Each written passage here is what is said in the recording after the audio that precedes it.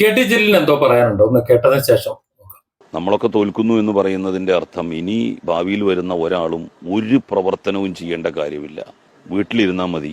തെരഞ്ഞെടുപ്പ് വരുന്ന സമയത്ത് UDFന്റെ പതാകയും പിടിച്ചു വന്ന് സ്ഥാനാർത്ഥിയായിട്ട് നിന്നാൽ മതി.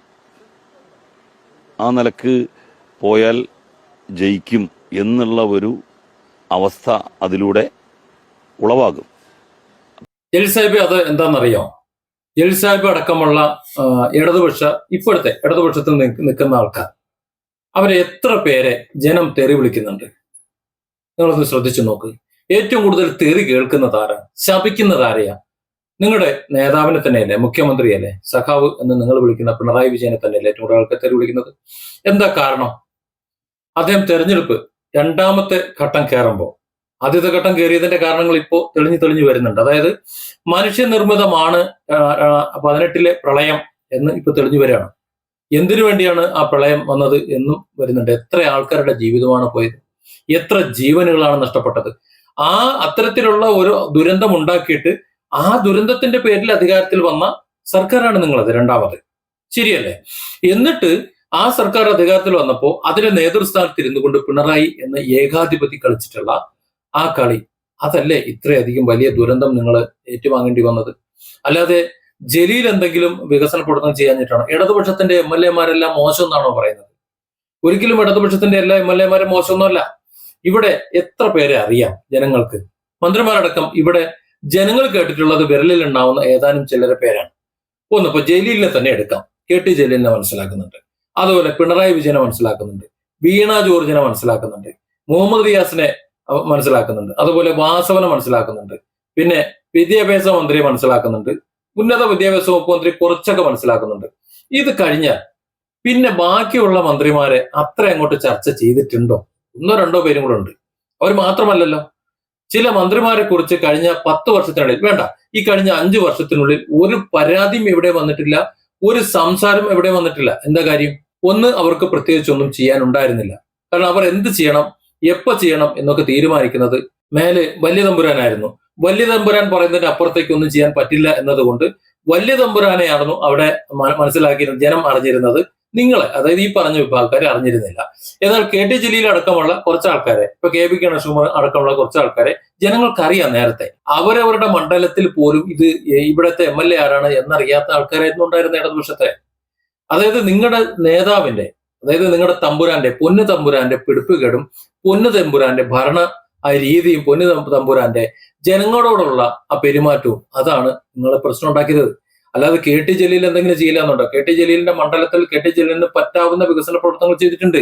പിന്നെ എതിരാളികൾ പറയും അത് ചെയ്തില്ല ഇത് ചെയ്തില്ല എന്ന് പറയും. ഇപ്പോ അവിടെ ഒരു പക്ഷേ KT ജലീലിനെ തോൽപ്പിച്ചുകൊണ്ട് UDFന്റെ സ്ഥാനാർത്ഥി ജയിച്ചു കഴിഞ്ഞാൽ നാളെ ജലീൽ ഇത് തന്നെയാ പറയുന്നേ, 5 വർഷം കഴിയുമ്പോഴത്തേക്ക് നിങ്ങൾ എന്തൊക്കെയാണ് ചെയ്തെന്ന് ചോദിക്കൂലേ? ആ ചോദ്യമേ ഇവിടെ ചോദിക്കുന്നുള്ളൂ. അങ്ങനെ കരുതിയാൽ മതി. അടിസ്ഥാന വികസന കാര്യങ്ങളിൽ LDF മുന്നോട്ട് പോയിട്ടുണ്ട്. അത് നിവൃത്തിയില്ലാതെ, കാരണം അടിച്ചു മാറ്റാൻ പണം അതിലേ ഉള്ളൂ, വേറെ മാർഗമില്ലല്ലോ. കാരണം നികുതി പണം വരുന്നില്ല, നികുതി പണം ശമ്പളം കൊടുക്കാൻ തികയുന്നില്ല. ശമ്പളം കൊടുക്കാൻ പോലും തികയാതെ ജനങ്ങളിൽ നിന്ന് പിരിച്ചെടുക്കുന്ന പണം ആ വഴിക്ക് KSRTC ആയാലും KCB ആയിക്കോട്ടെ, ഏത് വിധേനയായാലും മുന്നോട്ട് പോകാൻ കഴിയാത്ത സാഹചര്യത്തിൽ പിന്നെ കൈയിട്ട് വരാൻ ഒറ്റ പരിപാടിയുള്ളൂ. അതാണ് നിർമ്മാണ മേഖല എന്ന് പറയുന്നത്. നിർമ്മാണ മേഖല കാര്യമായി നടക്കാനുണ്ടായ കാരണവും അത് തന്നെയാണ്. കേരളത്തിൽ ഇത്രയധികം കോടികൾ കടം വന്നതും അതുകൊണ്ട് തന്നെയാണ്. ഇവിടെ പാലങ്ങളുണ്ടായി, ഇല്ലേ? വലിയ വലിയ പാലങ്ങൾ, ഒരിക്കലും വരില്ല എന്ന് കരുതിയ സ്ഥലത്ത് പോലും പാലങ്ങളുണ്ടായി. അതുപോലെ റോഡുകൾ ഉണ്ടായി. മലയോര ഹൈവേ ഒക്കെ എത്ര മനോഹരമായിട്ടാണ്. ഇനി NH66 തന്നെ കേരളം വിട്ടു പോയി കഴിഞ്ഞാൽ ഇതുപോലെ NH66 പ്രവർത്തനം നടക്കുന്നില്ല. സത്യമാണ്.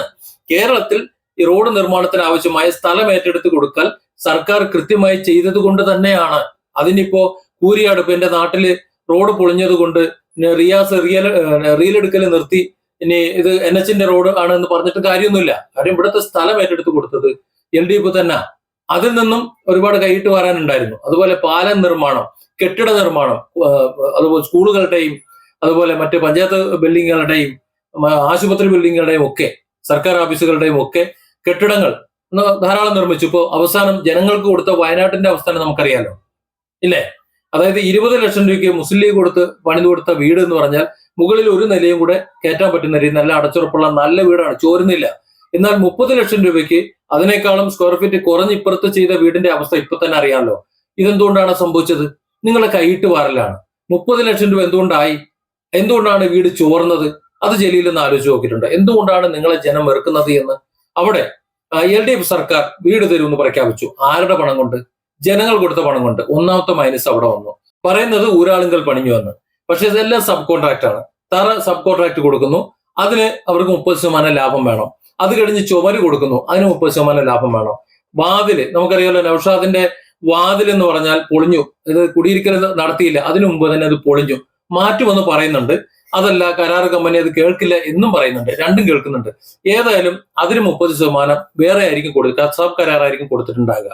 അതുപോലെ വാർപ്പ് കൊടുത്തിട്ടുള്ളത് ഏതെങ്കിലും ആൾക്കായിരിക്കും. അതിന്റെ കമ്പി കെട്ട് മുതൽ ഈ രീതിയിൽ ഓരോ സെക്ഷനും വ്യത്യസ്ത ആൾക്കാർക്ക് കരാർ കൊടുക്കുമ്പോൾ അവരെല്ലാവരും മഞ്ഞയ്ക്ക് കളപറിക്കാനല്ല ഈ കരാർ ഏറ്റെടുക്കുന്നത്, ലാഭം ഉണ്ടാക്കാനാണ്. അപ്പോ ആ ലാഭത്തിന് വേണ്ടിയിട്ട് അതിനുള്ളിൽ നിന്നുകൊണ്ട് അവർ പണിയെടുക്കുള്ളൂ. പക്ഷെ മുസ്ലിം ലീഗിന്റെ വീട് അതല്ല ചെയ്തത്. അവർ ആ ഉള്ള പണം കൊണ്ട് ആ വീട് അങ്ങോട്ട് ഉണ്ടാക്കി, ഒരു കരാറിനകാരനെ കൊണ്ട് നിന്നങ്ങോട്ട് പണിയെടുപ്പിച്ചു. അതുകൊണ്ടാണ് അതിന് ലീക്കില്ലാത്തതും ഇതിനേക്കാൾ ഇന്നലെ അടച്ചുറപ്പും മറ്റു കാര്യങ്ങളും ഉള്ളതും. അതായത് ഇത്തരത്തിൽ 30% ലാഭം എന്ന നിലയിൽ അങ്ങോട്ട് കൊടുത്തപ്പോ കരാറുകാർ 350 കരാറുകാർ നിരന്നപ്പോ അവിടെ എല്ലാവർക്കും കമ്മീഷൻ ഇല്ലേ? ഇത്തരത്തിൽ വയനാട്ടിലെ വീട് നിർമ്മാണത്തിന് എത്ര കോടി നിങ്ങളുടെ നേതാക്കളുടെ കീശയിലേക്ക് പോയിട്ടുണ്ടെന്ന് ജലീൽ ഒന്ന് അന്വേഷിച്ചിട്ടുണ്ടോ? ജലീലിന് കിട്ടിയിട്ടുണ്ടോ ഇല്ലെന്ന് എനിക്കറിയില്ല. പക്ഷെ നിങ്ങളുടെ നേതാക്കന്മാരുടെ കീശയിലേക്ക് എത്ര പോയി എന്നൊന്ന് അന്വേഷിക്കുന്നത് നല്ലതാണ്. അതുകൊണ്ടാണല്ലോ അത്ര രൂപ ചെലവായത്. അതിനേക്കാളും സ്ക്വയർ ഫീറ്റ് ഒരു റൂം കൂടുതലാണല്ലോ ലീഗ് ഉണ്ടാക്കിയ വീടിന്. അതിന് 20 ലക്ഷം രൂപയല്ലേ ചെലവുള്ളൂ. അപ്പൊ ഓരോ മേഖലയിലും ഇത്തരത്തിൽ ജനങ്ങളെ കൊള്ളയടിക്കുന്ന രീതിയിൽ നിങ്ങൾ പ്രവർത്തിച്ചപ്പോ നിങ്ങളെ ജനം വെറുത്തു. അതിൽ KT ജലീൽ പെട്ടതാണ്. ഇടതുപക്ഷത്തോടുള്ള മൊത്തത്തിലുള്ള ഒരു വിരോധം ഉണ്ടല്ലോ, ആ വിരോധം കൊണ്ട് ജലീലിനെ കേൾക്കേണ്ടി വന്നതാണ്. അങ്ങനെ കരുതിയാൽ മതി. അല്ലാതെ KT ജലീല് മണ്ഡലത്തിൽ എന്തെങ്കിലും ചെയ്തില്ല എന്ന് കരുതുന്നതും വേണ്ട.